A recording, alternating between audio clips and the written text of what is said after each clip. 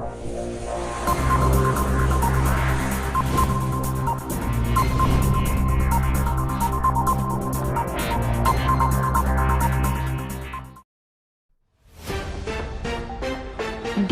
Welfare trust पक्षर वरिष्ठ सदस्य संतोष कुमार साहू दिवंगत माता स्वर्गत प्रतिभा साहू द्वितीय श्राद्ध वार्षिक अवसर में जगदा स्थित बिरसा मुंडा विद्यापीठ ठारे गरीब वृद्ध वृद्धा और छोट छोट पिलांको मध्य कंबल बिस्कुट बंटन करा जायतिला।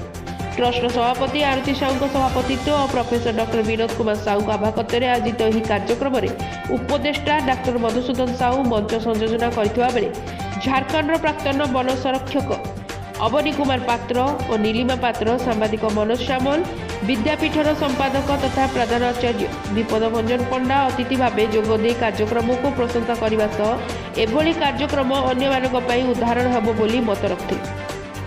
मानव सेवा ही माधव सेवा बोली अभिहित करी उपस्थित थिबा गरीब लोक और पिला मानकु कंबल और बिस्कुट बंटन करथिले। प्रारंभ में स्वर्गत साहू फटोचित्र में पुष्पमाल्य अर्पण पर आत्मार सदगति निमंते 1 मिनिट नीरव प्रार्थना करा जायतिला।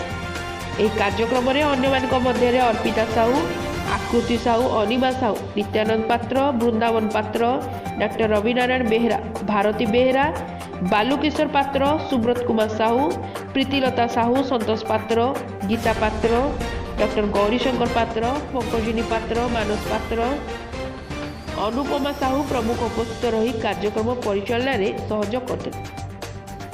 शेष में संतोष कुमार साहू धन्यवाद अर्पण करते। राउरकेला वैकुंठ पात्र रिपोर्ट दिल्ली क्राइम प्रेस।